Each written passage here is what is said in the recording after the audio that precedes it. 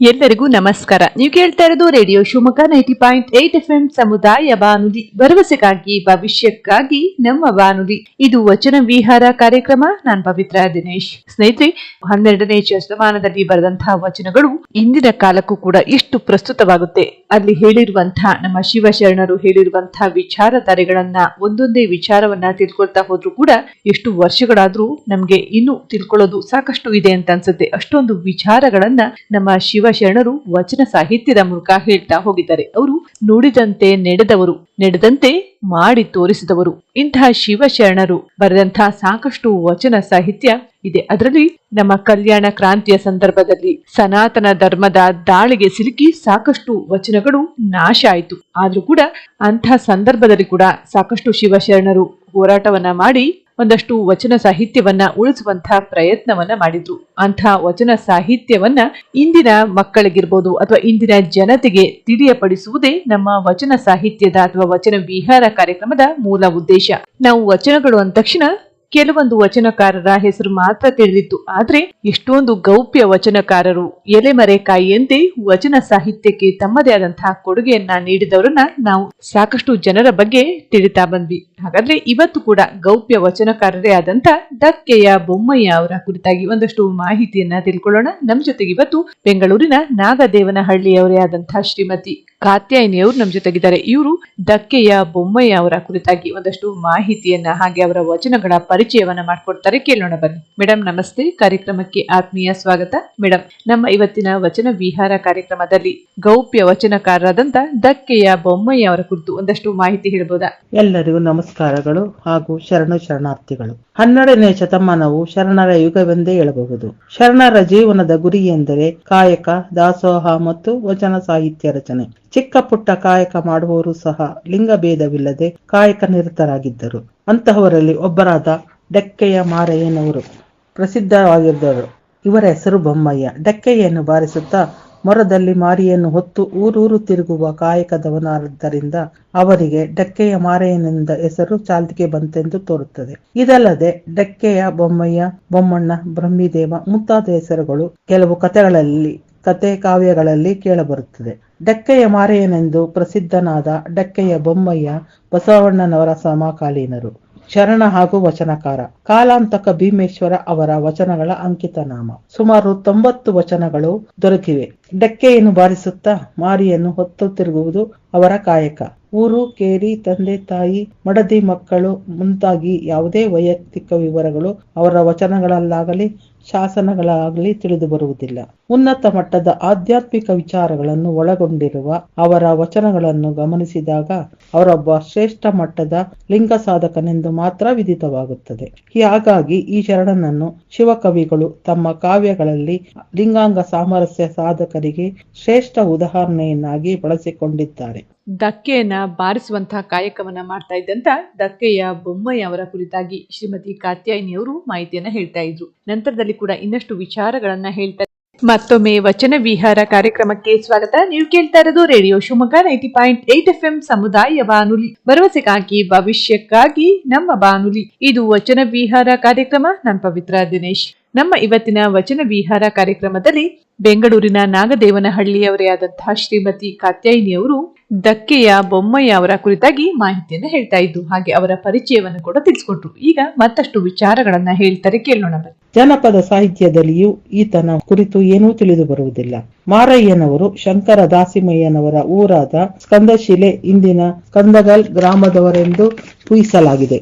ಹಣೆಗಂಡು ಪಡೆದನೆಂಬ ಹಮ್ಮಿಕೆಯಲ್ಲಿ ಮೆರೆಯುತ್ತಿದ್ದ ಶಂಕರ ದಾಸಿಮಯ್ಯನ ಗರ್ವಭಂಗ ಮಾಡಿದನೆಂಬ ಹಿರಿಮೆಯನ್ನು ಕವಿಗಳು ಬೊಮ್ಮಯ್ಯನಿಗೆ ನೀಡಿದ್ದಾರೆ. ಡಕ್ಕೆಯನ್ನು ಬಾರಿಸುತ್ತಾ ಮಾರಿಯನ್ನು ಹೊತ್ತಾಡುವುದು ಇವರ ಕಾಯಕವಾಗಿತ್ತು. ಇದೊಂದು ಜಾನಪದ ವೃತ್ತಿ. ಈ ವೃತ್ತಿ ಇಂದಿಗೂ ಅವಲಂಬಿತವಾಗಿ ಜೀವನ ಮಾಡುವುದನ್ನು ನೋಡಬಹುದು. ವೃತ್ತಿ ಗೌರವ ಸ್ಥಾಪನೆ ಆ ಕಾಲದ ಮಹತ್ತರ ಸಾಧನೆ. ಎಲ್ಲಾ ವೃತ್ತಿಗಳು ಸಮಾಜದ ಸುಗಮ ನಡತೆಗೆ ಅವಶ್ಯಕವೆಂಬುದು ಅವರ ವಾದವಾಗಿದೆ. ಯಾವುದೇ ವೃತ್ತಿ ಇರಲಿ ಅದನ್ನು ಪ್ರಾಮಾಣಿಕತೆಯಿಂದ ಮಾಡಿ ಅದರಿಂದ ಗಳಿಸಿದ್ದನ್ನು ಸಮಾಜಕ್ಕೆ ಹಂಚಿ ಉಣ್ಣುವುದರಿಂದ ಅದು ಶ್ರೇಷ್ಠ ಕಾಯಕವಾಗುತ್ತದೆಂದು ಎಲ್ಲ ಶರಣರಂತೆ ಇವರು ನಂಬಿದ್ದರು. ಸಂಪೂರ್ಣ ವೈರುಧ್ಯ ಸಂಗತಿಗಳನ್ನು ಇವರ ವಿಚಾರದಲ್ಲಿ ನಾವು ಗಮನಿಸಬಹುದು. ಇಷ್ಟಲಿಂಗಾರಾಧಕರಿಗೆ ಬಹುದೇವೋಪಾಸನೆ, ಅದರಲ್ಲೂ ಕ್ಷುದ್ಧ ದೇವೋಪಾಸನೆ ನಿಷಿದ್ಧ. ಆದರೆ ಇಷ್ಟಲಿಂಗ ಧರಿಸಿ ಲಿಂಗಾಂಗ ಸಾಮರಸ್ಯವನ್ನು ಸಾಧಿಸಿ ಮಾರಯ್ಯ ಮಾರಿಪೂಜೆಯನ್ನು ಪ್ರಚಾರಪಡಿಸುತ್ತಾ ಓಡಾಡುತ್ತಿದ್ದನೆಂದರೆ ನಂಬುವುದಾದರೆ ಹೇಗೆ? ಅದಕ್ಕೆ ಶಿವಕವಿಗಳು ಅದು ಅವರ ಉಪಜೀವನ ನಿರ್ವಹಣೆಗೆ ಆಧಾರವಾದ ವೃತ್ತಿಯಾಗಿತ್ತು. ಅಲ್ಲದೆ ಹಿಡಿತಕ್ಕೆ ಸಿಕ್ಕದ ಜನರನ್ನು ಎಚ್ಚರಿಸುತ್ತಿದ್ದರು. ಊರೂರು ತಿರುಗುವಾಗ ವಚನ ಸಾಹಿತ್ಯವನ್ನು, ವೀರಶೈವ ಸಿದ್ಧಾಂತವನ್ನು ಪ್ರಚಾರ ಮತ್ತು ಪ್ರಸಾರ ಮಾಡುತ್ತಿದ್ದರು. ಮೇಲಾಗಿ ಈ ವೃತ್ತಿಯಿಂದ ಆಚರಿಸುತ್ತಿದ್ದನ್ನು ದಾಸೋಹ ಮಾಡುವುದಕ್ಕಾಗಿ ವಿನಿಯೋಗಿಸುತ್ತಿದ್ದರು. ಹೀಗೆ ಎಲ್ಲ ದೃಷ್ಟಿಯಿಂದಲೂ ಅವರ ಕಾಯಕವು ಮೌಢ್ಯವನ್ನು ಪ್ರಚಾರ ಮಾಡುವುದಾಗಿರದೆ ಶರಣರ ಸಿದ್ಧಾಂತಕ್ಕೆ ಅನುಗುಣವಾಗಿದ್ದುದರಿಂದ ಅವರ ವೃತ್ತಿಯನ್ನು ಶರಣ ಸಮಾಜ ಮಾನ್ಯ ಮಾಡಿರಬಹುದೆಂದು ನಾವು ಭಾವಿಸಬಹುದಾಗಿದೆ. ಶ್ರೀಮತಿ ಕಾತ್ಯಾಯಿನಿಯವರು ಹೇಳಿದ ವಿಚಾರವನ್ನ ತಿಳಿದ್ರೆ ನಮ್ಮ ಶಿವಶರಣರು ಎಲ್ಲರೂ ಕೂಡ ನಾವು ಯಾವುದೇ ವೃತ್ತಿಯನ್ನ, ಯಾವುದೇ ಕಾಯಕವನ್ನ ಮಾಡಿದ್ರು ಕೂಡ ಆ ಕಾಯಕದ ಬಗ್ಗೆ ನಮಗೆ ಗೌರವವಿರಬೇಕು. ವೃತ್ತಿ ಗೌರವ ಇದ್ದಾಗ ಮಾತ್ರ ನಾವು ಯಾವುದೇ ಕೆಲಸವನ್ನ ಮಾಡಿದ್ರು ಆ ಕೆಲಸದಲ್ಲಿ ತೃಪ್ತಿ ಕಾಣೋದಕ್ಕೆ ಸಾಧ್ಯ ಎಂಬ ವಿಚಾರವನ್ನ ಅರಿತಿದಂತಹ ಎಲ್ಲ ಶಿವಶರಣರು ಕೂಡ ಕಾಯಕ ತತ್ವಕ್ಕೆ ಬಹಳ ಪ್ರಾಮುಖ್ಯತೆಯನ್ನ ನೀಡಿರುವುದನ್ನ ನಾವು ಎಲ್ಲ ಶಿವಶರಣರ ವಚನಗಳಲ್ಲಿ ನೋಡ್ತೀವಿ. ಹಾಗೆ ದಕ್ಕೆಯ ಬೊಮ್ಮಯ್ಯ ಅವರು ಕೂಡ ಕಾಯಕ ನಿಷ್ಠೆಯ ಕುರಿತಾಗಿ ಹೇಳಿರುವ ವಿಚಾರವನ್ನ ತಿಳ್ಕೊಂಡ್ವಿ. ಹಾಗಾದ್ರೆ ಸ್ನೇಹಿತರೆ, ನಂತರದಲ್ಲಿ ಕೂಡ ದಕ್ಕೆಯ ಬೊಮ್ಮಯ್ಯ ಅವರ ಕುರಿತಾಗಿ ಇನ್ನಷ್ಟು ವಿಚಾರವನ್ನ ಶ್ರೀಮತಿ ಕಾತ್ಯಾಯಿನಿ ಅವರು ಹೇಳ್ತಾರೆ. ಮತ್ತೊಮ್ಮೆ ವಚನ ವಿಹಾರ ಕಾರ್ಯಕ್ರಮಕ್ಕೆ ಸ್ವಾಗತ. ನೀವು ಕೇಳ್ತಾ ಇರೋದು ರೇಡಿಯೋ ಶಿವಮೊಗ್ಗ 90.8 FM ಸಮುದಾಯ ಬಾನುಲಿ, ಭರವಸೆಗಾಗಿ ಭವಿಷ್ಯಕ್ಕಾಗಿ ನಮ್ಮ ಬಾನುಲಿ. ಇದು ವಚನ ವಿಹಾರ ಕಾರ್ಯಕ್ರಮ. ನಾನು ಪವಿತ್ರ ದಿನೇಶ್. ನಮ್ಮ ಇವತ್ತಿನ ವಚನ ವಿಹಾರ ಕಾರ್ಯಕ್ರಮದಲ್ಲಿ ಬೆಂಗಳೂರಿನ ನಾಗದೇವನಹಳ್ಳಿಯವರೇ ಆದಂತಹ ಸಾಹಿತಿಗಳಾದ ಶ್ರೀಮತಿ ಕಾತ್ಯಾಯಿನಿ ಅವರು ಶಿವಶರಣರಾದ ದಕ್ಕೆಯ ಬೊಮ್ಮಯ್ಯ ಅವರ ವಿಚಾರಧಾರೆಯನ್ನ ಹೇಳ್ತಾ ಇದ್ರು. ಈಗ ಸಹ ಇನ್ನಷ್ಟು ವಿಚಾರಗಳನ್ನ ಹೇಳ್ತಾರೆ, ಕೇಳೋಣ ಬನ್ನಿ. ದಕ್ಕೆಯ ಮಾರಯ್ಯನವರ ವಚನಗಳು ಹೀಗಿವೆ. ಈತನ ವಚನಗಳು ಶ್ರೇಷ್ಠ ಮಟ್ಟದ್ದಾಗಿರುತ್ತದೆ. ಲಿಂಗಾಂಗ ಸಾಮರಸ್ಯದ ರೀತಿಯಲ್ಲಿ ಚೆನ್ನಾಗಿ ತಿಳಿದವನೆಂದು ಸ್ಪಷ್ಟವಾಗುತ್ತದೆ. ಅವರ ವಚನಗಳಲ್ಲಿ ಮುಖ್ಯ ಆಶಯವೆಂದರೆ ಜೀವವು ಮಾಯೆಯಿಂದ ಆವೃತವಾಗಿದ್ದು ಅದಕ್ಕೆ ಆತ್ಮದ ಅರಿವು ಉಂಟಾಗಲು ಮರೆವೇ ಅಂದರೆ ಅಜ್ಞಾನ ಅಡ್ಡಿಯಾಗಿದೆ. ಬರಿದೇ ಬಯಕೆಯ ಪಾಶದಲ್ಲಿ ನರಳುತ್ತಿರುವ ಈ ಜೀವವು ಜೀವಿತಾವಧಿ ಅಡಗುವ ಮುನ್ನವೇ ಈ ಮಾಯೆಯನ್ನು ಹರಿದುಕೊಂಡು ಅಂದರೆ ಅರಿವು ಸಾಧಿಸಿ ಸಾಕ್ಷಾತ್ಕಾರ ಮಾಡಿಕೊಳ್ಳಬೇಕೆಂಬುದೇ ಆಗಿದೆ. ಜೀವಿಗೆ ಶರೀರ ಮಾಧ್ಯಮ ಅನಿವಾರ್ಯ. ಸರ್ವಾರ್ಥ ಸಿದ್ಧಿಗೆ ಇದು ಸಾಧನ. ಇದನ್ನು ಬೊಮ್ಮಯ್ಯನು ಮೊದಲಿಗೆ ತಾನು ಮಾರಿಯನ್ನು ಹೊತ್ತಾಡುವ ಮರಕ್ಕೆ ಹೋಲಿಸಿದ್ದಾರೆ. ಈ ಶರೀರವಾದರೂ ಆತ್ಮವನ್ನು ಹೊತ್ತಾಡುವ ಹಾಗೆಯೇ ತಾನು ತನುವೆಂಬ ಮೊರದಲ್ಲಿ ಮಾರಿಯನ್ನು ಅಂದರೆ ಮಾಯೆಯನ್ನು ಹೊತ್ತಾಡುತ್ತಿದ್ದೇನೆ.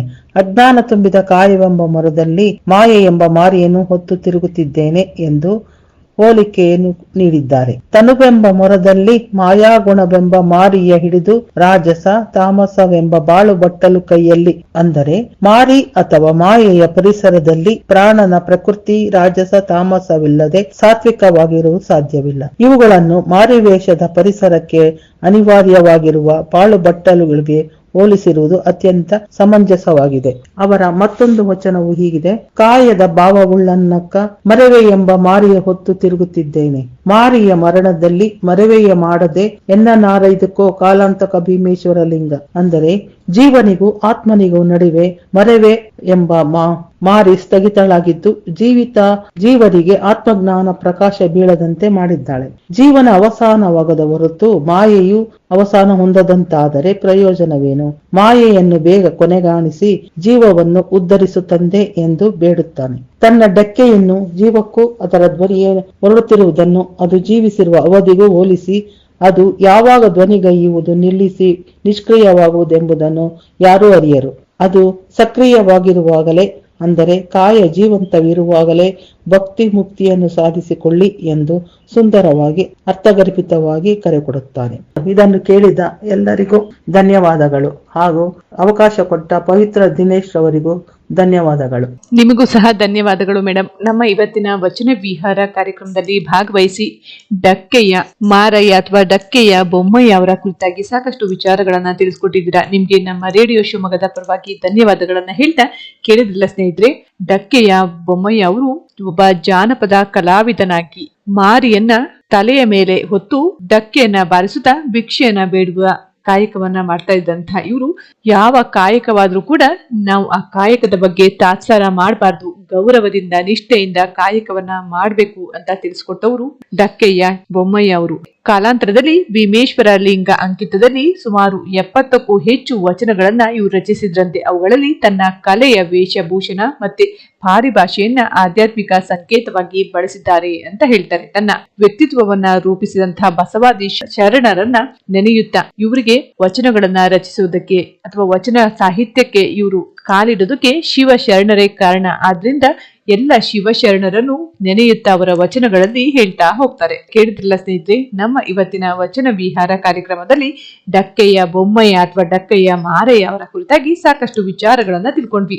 ಇದೇ ರೀತಿ ನಾಳೆಯ ಸಂಚಿಕೆಯಲ್ಲಿ ಇನ್ನಷ್ಟು ಶಿವಶರಣರ ಬಗ್ಗೆ ತಿಳಿಯೋಣ ಅಂತ ಹೇಳ್ತಾ ಇವತ್ತಿನ ವಚನ ವಿಹಾರ ಕಾರ್ಯಕ್ರಮವನ್ನ ಮುಗಿಸುವಂತ ಸಮಯ ಆಯಿತು. ವಚನ ವಿಹಾರ ಕಾರ್ಯಕ್ರಮವನ್ನ ಆಲಿಸಿದಂತ ಎಲ್ಲ ಭಾನುಲಿ ಕೇಳುಗರಿಗೂ ಧನ್ಯವಾದಗಳನ್ನ ಹೇಳ್ತಾ ಇಂತಹ ಅಮೂಲ್ಯವಾದಂತಹ ವಚನ ಸಾಹಿತ್ಯವನ್ನ ಉಳಿಸೋಣ, ಮುಂದಿನ ಪೀಳಿಗೆಗೂ ತಿಳಿಸೋಣ ಅಂತ ಹೇಳ್ತಾ ಇವತ್ತಿನ ಕಾರ್ಯಕ್ರಮವನ್ನ ಮುಗಿಸಿ ಕೇಳ್ತಾ ಇರಿ ರೇಡಿಯೋ ಶಿವಮೊಗ್ಗ 90.8 FM ಸಮುದಾಯ ಬಾನುಲಿ, ಭರವಸೆಗಾಗಿ ಭವಿಷ್ಯಕ್ಕಾಗಿ ನಮ್ಮ ಬಾನುಲಿ.